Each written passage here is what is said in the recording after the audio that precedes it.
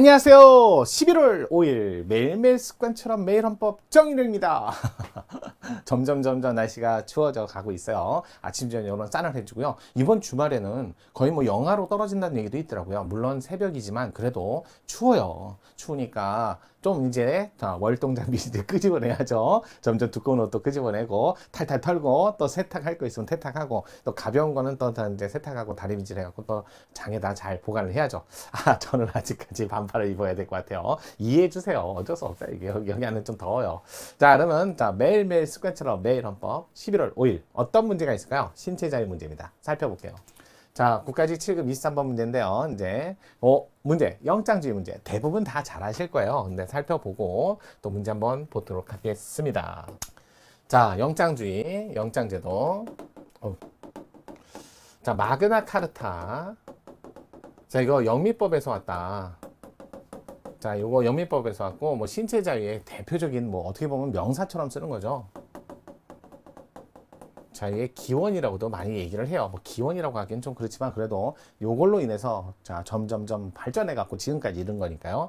자, 영장제도인데 이게 자, 결국 영장제도는 국가 권력에 관한 통제책으로서 만든 거죠. 그때 많은 분들이 기본적으로 이런 것들도 오해를 많이 하시더라고요. 검사라는 직업 자체가 이게 사법기관이냐?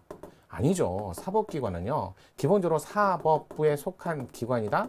이렇게 본다면 검사는 아니라는 거예요. 왜냐면 검사는 법무부 소속.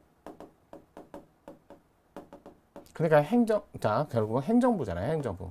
행정공무원이라는 거예요. 그냥 쉽게 얘기해서. 넓게 얘기하면 행정공무원에 속하는 거죠. 법무부 소속 검사인데요. 검사가 어떻게 법원 소속 기관이 아니죠. 그래서 검사, 그러니까 결국 공권력 행사, 불행사를 할 수 있는 행정부 공무원. 불행사에 대한 행정부 공무원을 국가 권력의 이런 국가 권력의 남용을 방지하기 위해서 그래서 영장주의 법원의 승인을 받아라, 사법부의 승인을 받도록 하는 거죠. 승인을 요구하는 거죠. 결국 이게 헌법적으로 들어와서 생긴 게 12조 1항에 근거해서 이렇게 해서 특별규정으로서 12조 3항을 얘기하는 거죠. 이렇게. 이게. 그래서 12조 3항은 검사에 뭐 영장 신청권이 있는 게 아니라 검사라는 국가 권력의 남용을 방지하기 위해서 법원의 통제를 받아라 이런 뜻이에요. 법원의 통제예요. 이게 무슨 검사의 영장 신청권입니까? 이건 말이 안 돼요. 헌법을 잘못 이해하는 거죠. 기원부터 끄집어내고 쭉 설명을 해드리잖아요. 그래서 여기는 국민 누구나 신체를 갖는다. 신체의 자유를 갖는다. 그러기 위해서는 법, 절차 원칙이다. 이렇게 나온 거고. 그러면서 적법 절차 원칙은 법률에 의하지 않고는 체포, 구속, 압수, 수색, 신문을 받지 아니하며 이렇게 나온 거고. 법률과 적법한 절차에 의하지 않고는 처벌, 보완 처분, 강제 노역을 받지 않는다. 이런 뜻이잖아요. 이렇게 정리를 하셔야죠. 그러면서 여기에 구체적인 예로 이렇게 나온 거잖아요. 특별한 사례로, 특별한 경우로 이렇게 나온 거잖아요. 검사가 신청하고 법원은 허가하고 영장을 발부하는 거잖아요. 이렇게 된 거잖아요. 이럴 때 검사는요. 검찰청법상 검사만이 아니라 검사만은 아니죠. 왜요? 라고 했더니 검찰청법상 검사만이 아니라 여기에 들어가는 자는 특별검사도 들어가고요. 이렇게 포함하니까 그냥 변호사 중에 해당되는 특별검사도 포함하니까 검찰청법상 검사는 아니네요. 이건 특별법상, 개별법상 검사도 들어가니까요. 이렇게 나오셔야죠. 그래서 법원의 통제, 이건 통제를 받아라 이런 뜻이에요. 검사의 영장 신청권을 얘기하는 게 아니라. 그렇게 놓고 다만 현행법, 긴급체포, 장3이죠. 이럴 때만은 영장 없이 체포했다가 48시간 이내 구속영장을 청구할 수 있다 이렇게 돼 있죠. 반드시 발부받으라는 거 아니잖아요. 그래서 구속이 계속적으로 필요하면 구속영장 청구고요. 근데 우리나라에서는 영장 없이 청구할 수 있는 경우도, 그러니까 영장 없이 체포할 수 있는 경우도 있고, 영장을 받아야만 체포할 수 있는 경우도 있고. 그래서 항상 우리나라에서 영장 그러면 제일 중요한 거는 특정. 그래서 본건은 합헌이지만 별건은 이건 별도의 건은 위헌이잖아요. 이런 것들은 뭐 기본이에요. 거기다가 압수수색 영장 하면서 압수수색 영장 하면서 사전 통지 해주나요? 말이 안 되죠. 그다음에 감사하면서 사전 통지 하나요? 에이, 그건 사전 통지가 없죠. 이건 반하지 않는다. 이런 얘기. 영장은 특정이다. 그다음에 영장이 점점 조금씩 확대돼서 동해명령장 이런 것들 하죠. 자, 그럴 때 영장 없이 나왔을 때, 영장이 없을 때, 특별검사, 특검, 그다음에 지방의회, 동일면역죄인데 이거 형사 처벌해요. 1,000만 원이에요 벌금 이런 식으로. 그러니까 위헌. 하지만 국회, 법원은 고발만 해요. 처벌을 못하고. 그다음에 법원은 원래 권한자예요. 그러니까 영장 없이 동일면역장 합헌. 이거 조심하셔야죠. 그렇게 보시고요. 그래 이게 적법 절차 중에 특별한 예로서 영장주의, 특별한 영장 이렇게 얘기하는 거죠. 영장 이렇게 얘기하는 거니까. 또 영장은 또 형사 절차. 그러니까 행정상 즉시강제는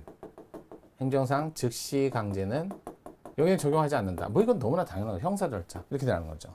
그러니까 여러분들 볼 때 뭐 제일 많이 헷갈리는 게 자, 정신병원, 자 입원 치료 사건이잖아요. 의사, 자 친족, 동거 친족, 그러니까 가족이죠. 동의만으로 이랬더니 뭐에 반한 거야? 적법 절차예요, 영장주의예요, 과잉금지예요. 이건 과잉금지 의식에 반했잖아요. 왜? 아니 정신질병이 종류가 되게 많아요. 종류와 무관하고 또 불복 절차가 없어요. 그러니까 이건 뭐야? 불복 절차가 없는 거 이걸 떠나서 그냥 정신질병의 종류와 무관하고 여러 가지. 그러니까 정신질병에 따라 다 다툴 수 있는 방법이 없는 거죠. 이거 너무 심한 거 아니에요? 이렇게 나오는 거예요. 그냥 가리지 않고 정신질병에 해당한다. 다 입원 치료 너무 심했다. 과잉금지 절차에 반했다. 꼭 기억하세요. 이런 것들은 좀 구별하시면서 보시면서 영장제도.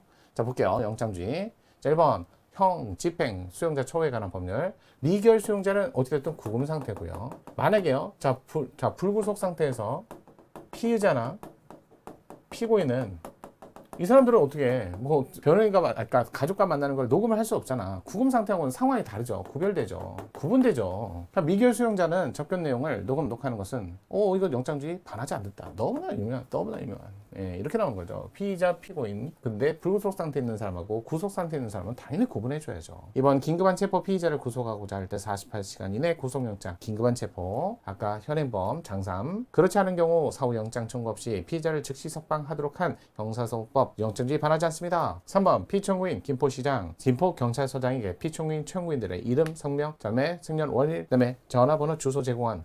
요건 신분확인을 위한 적용되지 않는다. 4번 체포영장을 집행하는 경우 필요한 때 타인의 주거. 요거 조심하셔야죠. 체포영장이잖아. 자 주거에 관한 압수수색영장 16조 없어. 근데 기억 생각하셔야지. 기억 개연성, 긴급성 요 두 단어가 있으면 영장 없이도. 아시겠죠? 요거 정리하셔야지. 타인의 주거 등의 피의자 수사할 수 있도록 하는 형사소송법 216조, 200조. 체포영장 발부된 피의자가 타인의 주거 소재할 개연성 소명되나 수색에 앞서 영장 발부받기 어려운 긴급한 사정은 인정되지 않으니까 영장주의에 반한다. 꼭 기억하세요. 자, 그래서 정답은 1번이었습니다. 정리 잘하셨죠? 내일도 모레도 쭉쭉쭉 이 정리연구 함께 하시는 겁니다.